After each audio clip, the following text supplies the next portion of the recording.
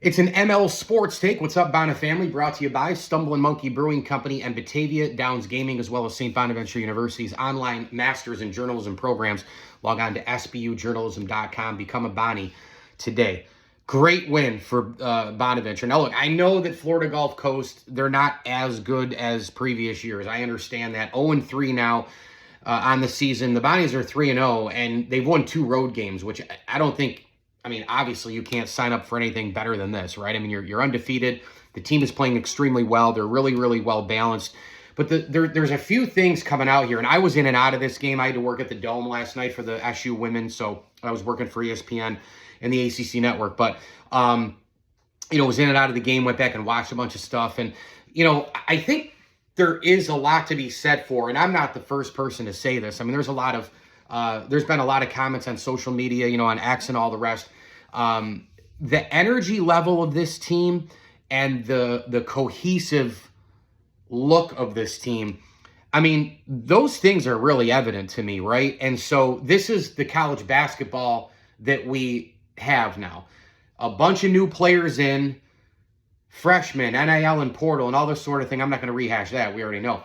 But when they come in, it's like, how soon can they gel together? Now, it's still really, really early, and Bona's going to go through their trials and tribulations and all the rest. But 3 games into this season, these guys look like they are not only some veteran players, but the way they play matches others on the roster, if that makes sense, right? I mean, you have, Council, who seems to play really well off of and with Moore, and you have Brown, who seems to react really well to the forwards and guards on this roster, whether they're on the bench or they're in the starting lineup. The energy level looks incredible. Guys are up off the bench. They're really, really happy for one another. They're playing extremely hard. Now, I'd love to see the 3-pointers, maybe not 21 of them chucked up, although they made 8 last night, so that was a little bit better than the previous game. The free throws. God, this team still misses a ton of free throws, which is not like a Schmidt team. Usually you can count on, free throws made, especially late in a game. The other thing that really, really stands out to me about this team collectively, and then I'll maybe look at some team stats and, individual stuff. But when you look at this team and just the basic look of the club, I've said it before and I'll say it again. I'll probably say it a lot over the season. The size and the length and the speed combination of all of these players. I mean, Bonaventure is a big group. I mean, they really are. When you look at these guards and you look at these forwards, you glance at the roster. 6'11" Brown, Chance Moore, 6'6", that early exclamation point, getting a steal, getting it to Moore, and he stuffs it home. Early in the game, you have Thompson, 6'8", Council 6'4", 6'5", but extreme length, right? Like Polonia, 6'8". Brown is closer to a 6'3" on this roster. So they've got a lot of guys who just are big and they're long and they're fast. I mean, they run the floor like crazy. They get a steal and it's bang, bang up the floor, and it's a big, long 6'5", 6'6" guy finishing at the rim. So I love that. the Bonnies got in several players off the bench. It seems as though you can probably pencil in. I know this has been the case in the past where, 15, 20 points, you get 2 guys, there you go. Those 2 guys are going to get your 18 or your 20. Last night Thompson was 7. Obviously Hinton, with 11, he gave him 14 great minutes last night. The sophomore out of Chicago, who right now is a program guy, right? We don't know past this year or 2 years, but man, so far so good there. And he's, again, he's a sophomore guard coming off the bench at 6'3"-ish, 6'4"-ish, 190. So that really helps you out. And then obviously, you get more Bowen and Brown there in double figures. Ironically, in terms of the team stats in this game, a lot of categories were awfully, awfully close, right? I mean, Bona shot the ball very, very well from the floor. I mean, that was a big thing in this game. They shot 9% better from 3 as well. From the floor, they shot about 6% better. So that really helped you. But team stat-wise, like rebounds were real close. It was only 3 in the advantage for Florida Gulf Coast. Assists were really close. Steals were close, although I thought the steals in the beginning of the game really were tone setters for St. Bonnie, right? Blocks were, well, Florida Gulf had 3 extras, but that's fine. Turnovers, it was only 9 for Bonaventure. Again, they take care of the ball too. Florida Gulf only had 12, so that was fairly close. Here's a huge one, though. Points off turnovers. It's amazing how in basketball you can have a key number. And this happened in the women's game last night for Syracuse and for Maryland, where the points in the paint, it was, or points off rebounds, the second chance points was mind-boggling. Syracuse had a ton of second chance points. Rebounding was fairly close, and yet SU had a blowaway number, but Maryland won the game. And they were in control basically the whole way. How about this stat, right? Turnovers, 9 for Bona, 12 for Florida Gulf, but points off turnovers, 18 for Bonnie, 5 for Florida Gulf. So that was a big one there. Points in the paint were close, fouls were close. It's just each game takes on a story or stories of its own. Right now, here's another one. I like the fact that St. Bonaventure, they can play with a lead. They're like the old Pittsburgh Steelers. You get a lead, and then you try scoring against the Steel Curtain, right? I mean, you look at this entire, and really even through the 90s with the Steelers, and frankly, kind of now too. But you get the lead right early, like you're up 6, you're up 8, you're in total control, right? You're up 7. I'm going through this whole thing. Up 7, up 5, up 6, up 3, up 1, up 2. They never lost the lead there, even when it was at 1. And then they're up by 4 at the half. And they were in control the whole game. I like that about St. Bonaventure. I do. Up 4, up 6. You get the Jones-made dunk. Then you go up by 8 off the Bowen, lay-in, right? You're up 7. I mean, I'm going through here, right? You're up 9. You're up 10, 12. 9 again. Over and over again here. You're up 8. You go through late in the game.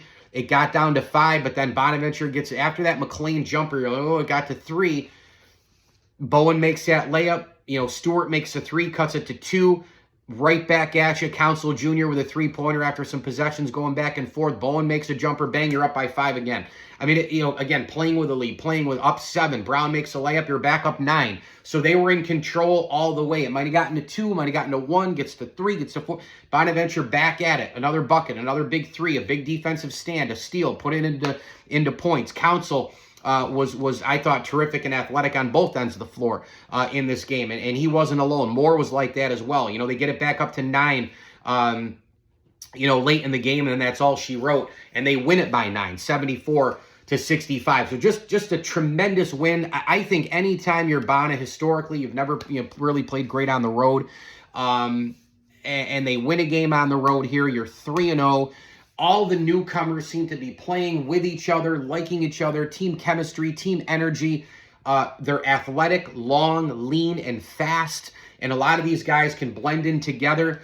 And it seems as though when you roll the ball out, you feel confident that not 2, but 3 guys minimum. 3 minimum. Now, last night, Council Jr. only had 8 and Jones had 6. But again, Council's in the box score all over the place. He's got 6 rebounds. He's got 6 assists. The defensive side of the floor is all over the place. He had 5 defensive rebounds. And again, rebound, pass, boom. They have a bucket the other way because they're so long and quick and all the rest and big. So again, 14 out of those 2 guys. But you roll out of bed feeling like at least 3 guys minimum night to night. They're going to give you between 12 and 15 points. 10 and 15, or 12 and 18, whatever the block number is for you. I think it's probably between 12 and 18 points. You feel like 3 guys minimum are between 12 and 18. Now, I know we kind of felt that way with the Ironman 2.0 and all the rest, but they had 5 guys, and then you were like, boy, they better score, they better do everything, and I don't know how the season's going to play out. I don't know. And this group will probably never accomplish what that group did, just because they're not going to play long enough together, right? Because that's the age of college basketball. But man alive, I mean, the Ironman 2.0, they couldn't rely on a bench. They couldn't rely on much less a seventh man. And these guys have 2 guys off the bench usually here. And then you've got, the starting 5 where you're like, okay, 3 guys are going to deliver between, 12 and 18. Now, that was the case at Bowen at 11, but you get the point. They're really playing well. And out of the gate, I didn't think that they would play this well. You really don't know what's going to happen anyways. I mean, you don't know if somebody's going to play great, play bad, play somewhere in between. You don't know if they're going to get, knocked off early in the year. You really just don't know. And that doesn't matter who it is. It doesn't matter if it's a Power 5 or a mid-major or whoever. Everybody in their own right, as we know, is going through this NIL portal world. This was just a tremendous, tremendous road win, having everybody play well, having everybody, do their thing. 3 steals out of Moore. He had 18 points. I love everything about this dude. 6'6", 215, and the knowledge and wherewithal playing at a Power 5 at Arkansas, seeing that, and then 2 years at a Missouri State in terms of the MVC, and now he's at Bana. So he's got the mid-major experience. He's seen the Power 5. He's a long, lean, really, really good player. He can play at both ends. Super, super terrific basketball IQ as well. I would probably venture to say that right now, you could argue a couple different guys, but I think Chance Moore right now has been the MVP of the Bonaventure team. I really do. I think he's been outstanding. He had 8 rebounds in this game, 3 steals, 18 points, 5 for 12 from the floor. I mean, my gosh. And he is a guy who can hit some free throws as well. So just a terrific, terrific win on the road, 74-65. The Bonnies are 3-0 on the season, 2-0 on the road, which is the big number for me. And they're going to come home and they're going to play Lemoyne in the Bob Beretta Bowl. How about that? St. Bonaventure and Lemoyne on Saturday. Do not sleep on the Dolphins. I know they got rocked last night against UConn. They almost beat Syracuse. I know that Cal State Northridge, did a number to them and all the rest. But Lemoyne is like anybody else coming into your gym. If they get hot, they can shoot the basketball. That's all there is to it. And, their only win is against SUNY Poly. I understand that. Lemoyne, this should be a win for Bonaventure, but you can't take anybody lightly at all. And, if a team comes in and gets hot, it doesn't matter if the Riley rims, maybe Lemoyne comes in and knows the Riley rims, right? Trying to kind of look at some things here, too. I mean, they're a 32% shooting team from 3, but they can get it going. They have 4 guys in double figures. So, certainly don't want to give up anything, and you don't want to, take your foot off the gas pedal right now if you're Bana, because you're playing so great. And it is also pretty cool to see Lemoyne Bonaventure on the schedule and know, oh yeah, that's right, Lemoyne is a D1 team now. So congrats to the Bonnies on the win last night. Pedal to the metal, keep it going on Saturday in the RC. St. Bonaventure goes home for a couple of games. You got to get all, you got to get all these. You get Lemoyne, Mansfield, and Bryant Saturday, Wednesday, Sunday. Plenty of rest in between games. Coming up on the Thanksgiving holiday, there's no excuses. You got to win these next 3 games to get to 6-0. Period. End of discussion. Nothing else to say. And then you set yourself up for a Utah State team. ESPN2, 5:30, right there on Thanksgiving Day. Hopefully we'll all have our eyes open after eating, plates and plates and plates of food. Thanksgiving, easily my favorite holiday for many reasons. It's got the best food. We don't deal with religion and politics. We don't have to go shopping in the stores. We can sit around the table and enjoy each other and be thankful for a lot of things. We have to rush through stores, buy presents, go online. There's no marketing. There's no commercializing. There's no politics. There's no religion. There's just a big-ass turkey, stuffing, mashed potatoes, gravy, the whole thing. My Mount Rushmore of Thanksgiving food, probably going to throw the mashed potatoes and gravy on there. Going to throw the turkey meat on there. Got to throw the stuffing on there. Got to throw apple pie on there. Those are my big 4. I like both the light and the dark meat. Got to have gravy on there. I don't know if gravy can count as its own thing, so I just loop it in with mashed potatoes and gravy, because if you're eating mashed potatoes without gravy, I don't think you're from the same planet. I don't think you're from planet Earth like I am. I don't think so. So I got turkey overall, dark, light, you got to lump it together. Turkey, mashed potatoes, and gravy, stuffing, and give me that apple pie, man. I'm a big pumpkin guy as well. Love me some apple crisp if you want to throw that on the table as well. But I eat everything. I have a new strategy at Thanksgiving. Years ago, I used to eat the night before. Well, I was also a lot younger, but I'd eat the night before. You get that stomach ready, you start preparing, and then in the morning you eat a little bit. I'll eat the whole way. I'm not going to get stuffed. And then one year I was like, oh no, I shouldn't have done that. And now I have like an apple in the morning on Thanksgiving. And I'm doing this new fasting thing where I don't eat past 6 o'clock at night usually, and then I don't eat again until about 8 the next morning. Had a bowl of cereal today at about 6:30 because the last time I ate was 4:30 yesterday, but I'm going through this 13, 14, 15-hour thing where I don't eat, and it's just the most amazing thing ever, and you feel better. And anyways, I'm going long, but I love my Thanksgiving. I love my food, so that's my new strategy. I usually have like an apple around 8:30ish, and then we have an early Thanksgiving, and it's go time. I'm 2-3 plates in. I'm 2-3 desserts in. I get home. I usually nibble a little bit at home too, as long as it's before 6. But yeah, we're gonna have an interesting year with Bonaventure, playing on Thanksgiving. And I was talking with some folks last night about Bonaventure basketball. Every single time I mentioned the Bonnies, people, men, women, wherever they went, played, Florida State, Clemson, Virginia, Syracuse, doesn't matter where it is. Everybody's like, oh yeah, Bonaventure. Oh yeah, Bonaventure. And people are mentioning Woj. So it's a good time right now. I hope they keep the momentum. Again, you got to keep winning for that. Utah State is no joke, though, ladies and gentlemen. They are no joke. 43% from 3 right now. Looking ahead at that game, they got 4 players in double figures. The kid Martinez is lighting it up as a guard on this team. They're 3-0 to start the season. Mountain West, of course, and they can light up the score. They scored 117. They scored 101. I know they haven't played anybody, but 101, 103, 117. So they can really, really light it up. And that conference lights it up as well. I mean, you got Boise State, UNLV, Air Force, a lot of teams that can score the basketball. Mike Lindsley with you here. It's an ML Sports Take as the Bonnies move to 3-0. Batavia Downs Gaming and Camillus Golf Club bringing it to you. Make sure you subscribe to my YouTube page at ML Sports Platter. I got a lot of momentum on that right now. Gotten about 30 new subscribers this week, so please keep it humming. I'm trying to get up to 2,000 by the end of 2024, and you can follow the ML Sports Platter all over social media as well. As I always tell you, enjoy the games.